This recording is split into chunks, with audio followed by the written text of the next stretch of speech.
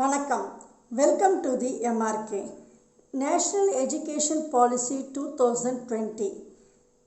இந்த பாலிசியில் என்னென்ன புதுசாக அவங்க மாடிஃபை பண்ணியிருக்காங்கன்னு அதை பார்க்குறதுக்கு முன்னாடி யாரெல்லாம் இந்த சேனலை சப்ஸ்கிரைப் பண்ணலையோ ப்ளீஸ் சப்ஸ்கிரைப் இட். ஆக்சுவலி பார்த்திங்கன்னா 34 வருஷம் கழித்து தான் இந்த நேஷ்னல் எஜுகேஷன் பாலிசி 2020 மாடிஃபை பண்ணியிருக்காங்க. ஆக்சுவலி பார்த்திங்கன்னா லாஸ்ட்டாக ராஜீவ் காந்தி அவர் நேஷ்னல் எஜுகேஷன் பாலிசியை மாடிஃபை பண்ணியிருந்தார். ஆக்சுவலி ஆல்ரெடி இருக்குது. அந்த பாலிசியை அவங்க எவ்ரி 30 years மாடிஃபை பண்ணுவாங்க. ஸோ இந்த 2020 இவங்க என்ன மாதிரி மாடிஃபை பண்ணியிருக்காங்க, இதனால் ஸ்டூடெண்ட்ஸ்க்கு என்ன பெனிஃபிட்டு, எப்படிலாம் அவங்க ஸ்டூடெண்ட்ஸ்க்கு என்ன மாதிரி எசென்ஷியல் இம்பார்ட்டன்ஸ்லாம் கொடுத்துருக்காங்கன்னு அதை பார்க்கலாம். அது மட்டும் இல்லாமல் இந்த பாலிசியில் எக்ஸாம்ஸ் கூட ரொம்ப குறைச்சிருக்கிறாங்கன்னு கேள்விப்பட்டிருக்கோம். சரி வாங்க பார்க்கலாம். எஜுகேஷன் ஃப்ரேம் ஒர்க், அதாவது 5+3+3+4. என்னடா இது அடிஷனாக ஏதோ கணக்கெல்லாம் சொல்கிறாங்களேன்னு பார்க்குறீங்களா? ஒன்றும் இல்லைங்க. அந்த 5+3+3+4 தான் அது என்னன்னு பார்க்குறேன்னா 5, அதாவது ப்ரீ ஸ்கூல்லேருந்து செகண்ட் ஸ்டாண்டர்ட் வரைக்கும் பார்த்திங்கன்னா அந்த ப்ரீ ஸ்கூலில் பார்த்திங்கன்னா ப்ரீ கேஜி, எல்கேஜி, யூகேஜி அது 3 வருஷம் ஆயிடுச்சுங்களா. அதுக்கப்புறம் அந்த 2 வருஷம் பார்த்திங்கன்னா ஃபஸ்ட் ஸ்டாண்டர்ட், செகண்ட் ஸ்டாண்டர்ட், அதனால தான் 5. ஓகேங்களா? ஓகே. இப்போ 3ன்னு பார்த்தீங்கன்னா தேர்ட் ஸ்டாண்டர்ட்லேருந்து 5th ஸ்டாண்டர்ட் வரைக்கும், அதாவது third standard, 4th standard, 5th standard. ஓகேங்களா? 3 இருக்குது, இன்னொரு 3 இருக்குது. அதில் பார்த்தீங்கன்னா 6th ஸ்டாண்டர்ட்லேருந்து 8th ஸ்டாண்டர்ட் வரைக்கும், 6th, 7th standard, 8th standard. 4 9th ஸ்டாண்டர்ட்லேருந்து 12th standard வரைக்கும் இருக்குது. 9th standard, 10th standard, 11th standard and 12th standard. இதை தான் அவங்க பார்ட்டாக பிரித்து வச்சுருக்குறாங்க. பார்த்திங்கன்னா எக்ஸாம்ஸ், அதாவது as usual 10th, 11th, 12th board exams இருக்குது. பட் செமஸ்டர் டைப்பாக எக்ஸாம் வச்சுருக்காங்க. வருஷத்தில் 2 தடவை பிரிச்சிருக்கிறாங்க. அதில் சப்ஜெக்டும் பிரித்து வச்சுருக்காங்க.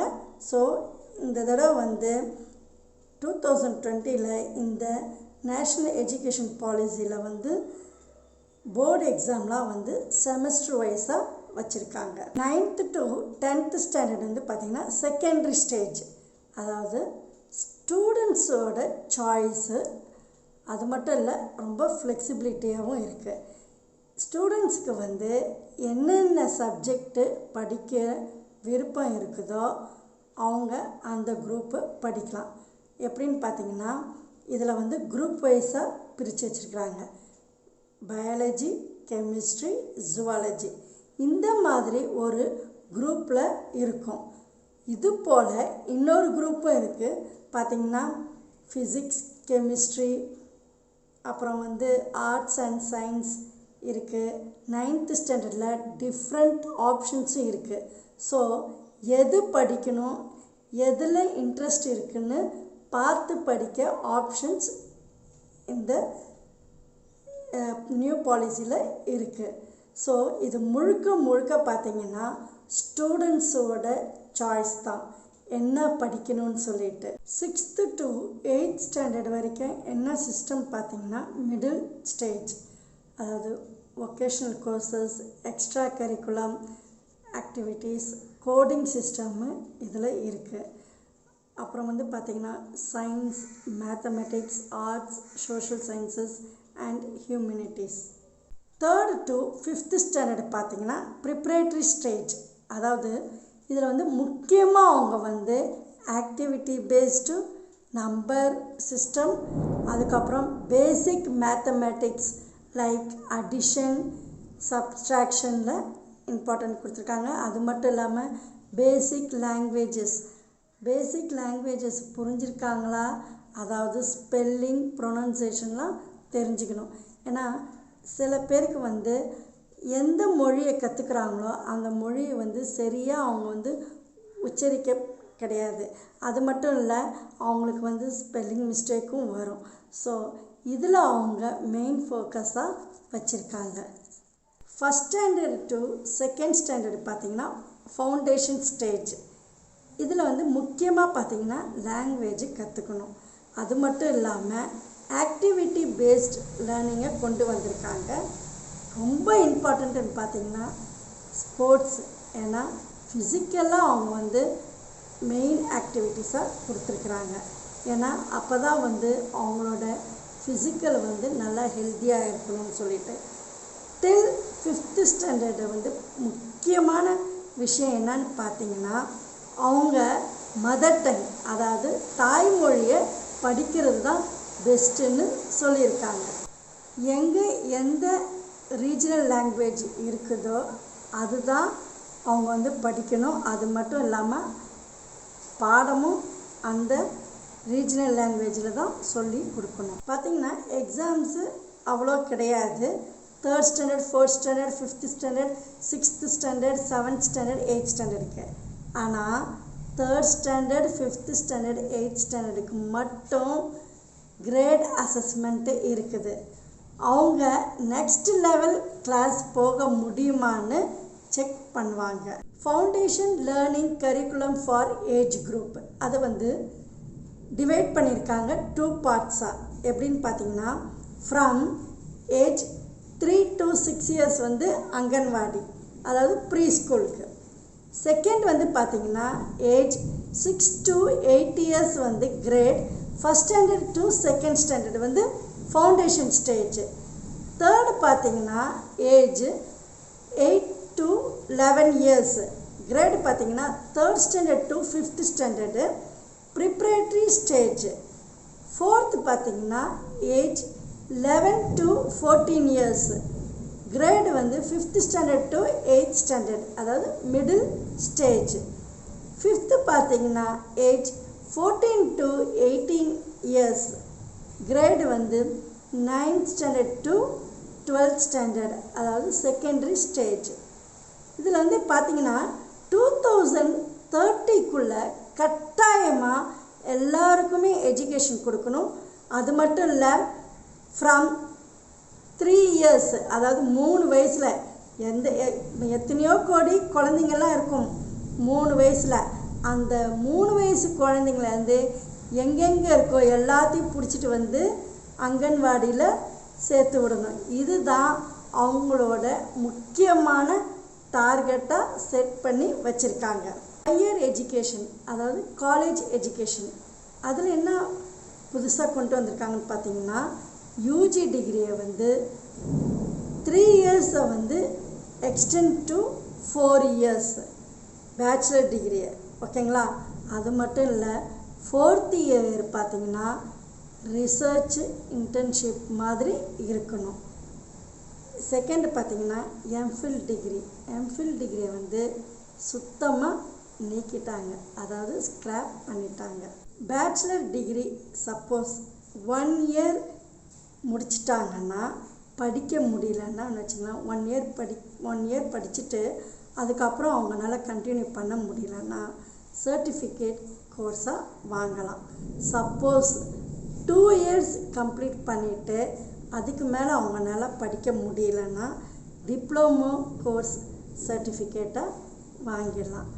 எப்போ வேணால் டிகிரி பண்ணலாம். அந்த ஒரு ஆப்ஷனை இந்த நேஷ்னல் எஜுகேஷன் பாலிசியில் புதுசாக இன்ட்ரடியூஸ் பண்ணியிருக்காங்க.